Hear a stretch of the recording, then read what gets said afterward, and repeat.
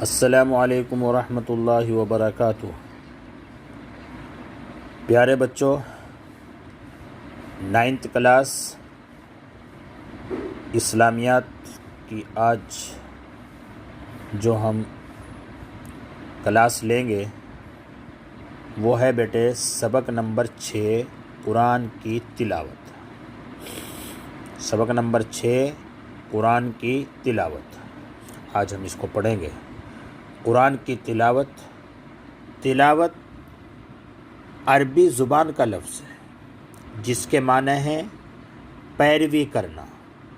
اس معنی کے لحاظ سے قرآن پڑھنا، اس پر غور و فکر کرنا اور اس کے مطابق عمل کرنا سب اس کے مفہوم میں شامل ہے، لیکن اردو میں محض پڑھنے کے معنی میں استعمال ہوتا ہے اور ہم نے صرف اردو کی رعایت میں یہ معنی مراد لیا ہے۔ تلاوت کے معنی کیا آتے ہیں؟ پڑھنے کے آتے ہیں، پیروی کرنے کے آتے ہیں۔ تلاوت کی فضیلت یعنی قرآن پڑھنے کی فضیلت کیا ہے؟ یہ بھی صرف قرآن مجید کا اعزاز ہے، یہ صرف قرآن مجید کا اعزاز ہے، صرف قرآن مجید کا مقام ہے کہ اس کے صرف پڑھنے پر بھی ثواب ہے۔ رسول اللہ صلی اللہ علیہ وسلم نے فرمایا، جو شخص کتاب اللہ کا ایک حرف پڑھتا ہے اس کے بدلے اس کی ایک نیکی شمار ہوتی ہے اور ہر نیکی کے بدلے 10 گنا اجر ہے۔ میں یہ نہیں کہہ رہا ہوں کہ الف لام میم یہ ایک حرف ہے، نہیں، بلکہ الف ایک حرف ہے، لام ایک حرف ہے اور میم ایک حرف ہے۔ ترمذی یہ حدیث کی کتابوں کے ہیں، یہ حوالہ ہے، اس کا ریفرنس ہے کہ یہ حدیث کہاں ہے، تو ترمذی کتاب کا نام ہے، اس میں سے یہ حدیث نقل کی ہے۔ اگر کوئی اٹک کر پڑھتا ہے تو دوہرے اجر کی بشارت ہے۔ رسول اللہ صلی اللہ علیہ وسلم نے فرمایا، قرآن کا ماہر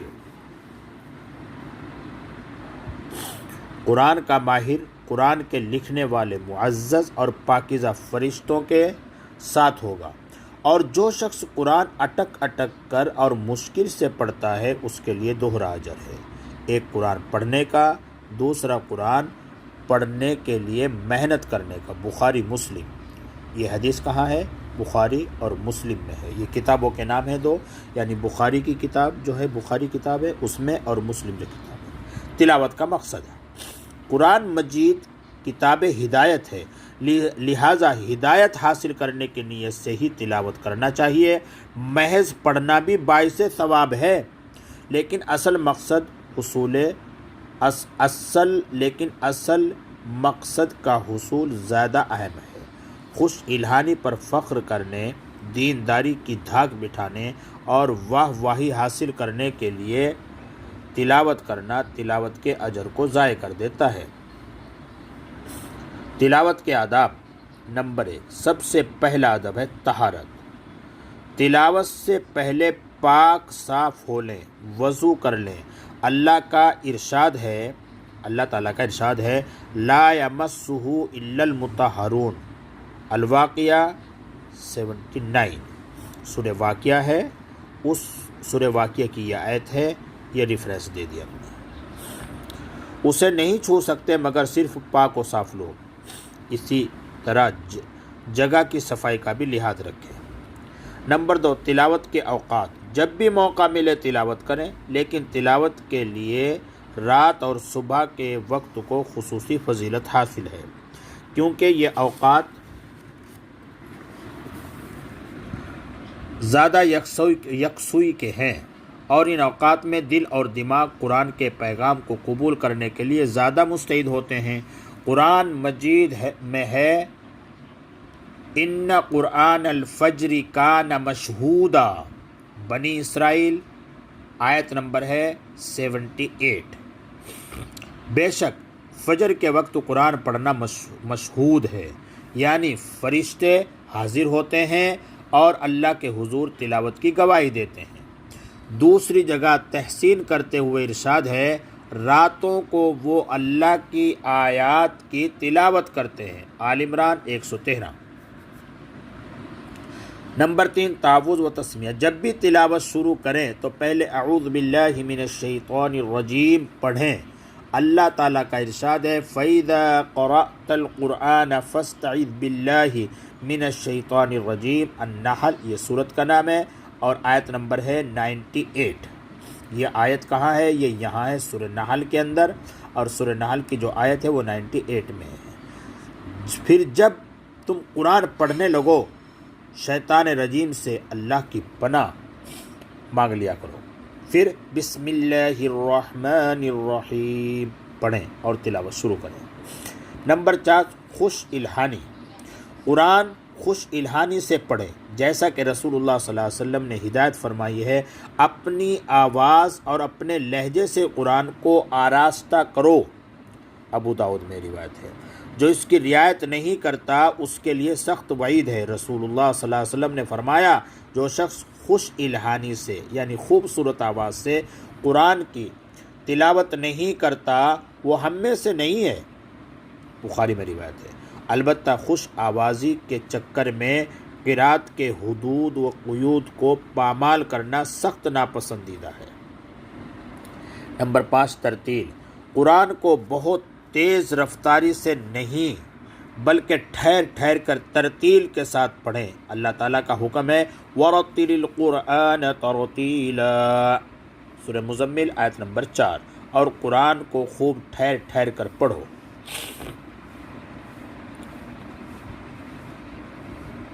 نمبر 6 جہری و سری تلاوت، جہری یعنی آواز سے، سری یعنی آہستہ۔ بلند آواز سے اور دھیمی آواز میں دونوں طرح تلاوت کر سکتے ہیں، البتہ موقع محل کی رعایت ضروری ہے۔ اگر لوگ سننے کے لیے آمادہ ہوں تو بلند آواز سے تلاوت کرنی چاہیے، کیونکہ یہ بھی دائرہ تبلیغ و اشاعت قرآن میں شامل ہے۔ لیکن کوئی پاس سو رہا ہو یا مصروف ہو تو دھیمی آواز سے پڑھنا چاہیے۔ حضرت ابو سعید رضی اللہ تعالیٰ عنہ فرماتے ہیں کہ رسول اللہ صلی اللہ علیہ وسلم اعتکاف میں تھے، لوگ مسجد میں بلند آواز سے تلاوت قرآن مجید پڑھنے لگے تو آپ صلی اللہ علیہ وسلم نے پردے سے اپنا سر نکال کر فرمایا، آپ لوگ اپنے رب سے مناجات کر رہے ہیں، لہٰذا ایک دوسرے کو تکلیف نہ دیں اور ایک دوسرے کے مقابلے میں اونچی آواز سے بھی نہ پڑھیں۔ ابو داؤد میں۔ نمبر 4 رموز و اوقاف، رموز و اوقاف کو ملحوظ رکھیں۔ اگر ان کو ملحوظ نہ رکھا جائے تو بسا اوقات زیر زبر کی تبدیلی سے معنی میں اس قدر فرق آ جاتا ہے، نوبت کفر و شرک تک پہنچ جاتی ہے۔ عرب چونکہ اہل زبان تھے، ان کی زبان عربی تھی، اس لیے انہیں اعراب اور رموز و اوقاف کی ضرورت نہ تھی، لیکن اسلام جب حدود عرب سے باہر پھیلا تو شدت سے اس کی ضرورت محسوس ہونے لگی۔ چنانچہ امی حکمران ولید کے دور میں اس کے مشہور گورنر حجاج بن یوسف نے قرآن مجید میں اعراب، نقطے اور رموز و اوقاف لگوائے۔ اس سے غیر عربوں کو تلاوت اور فہم معنی میں آسانی ہوگی۔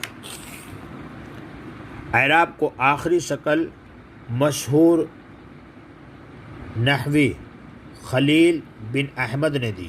بعض اہل علم کے نزدیک اعراب لگانے کی خدمت حضرت علی کے شاگرد ابو الاسود اور ان کے شاگردوں نے سر انجام دی۔ عموماً قرآن مجید کے شروع یا اخیر میں رموز و اوقاف اور ان کے معنی کی تفصیل درج رہتی ہے، انہیں اچھی طرح سمجھ لینا چاہیے۔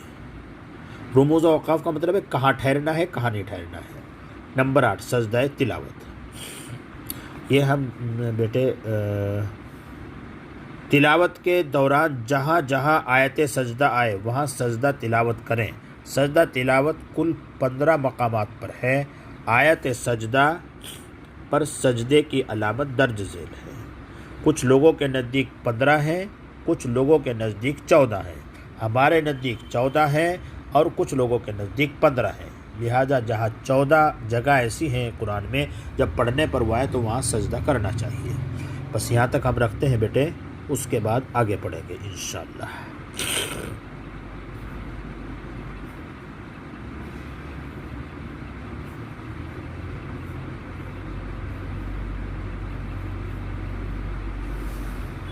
السلام علیکم ورحمۃ اللہ وبرکاتہ۔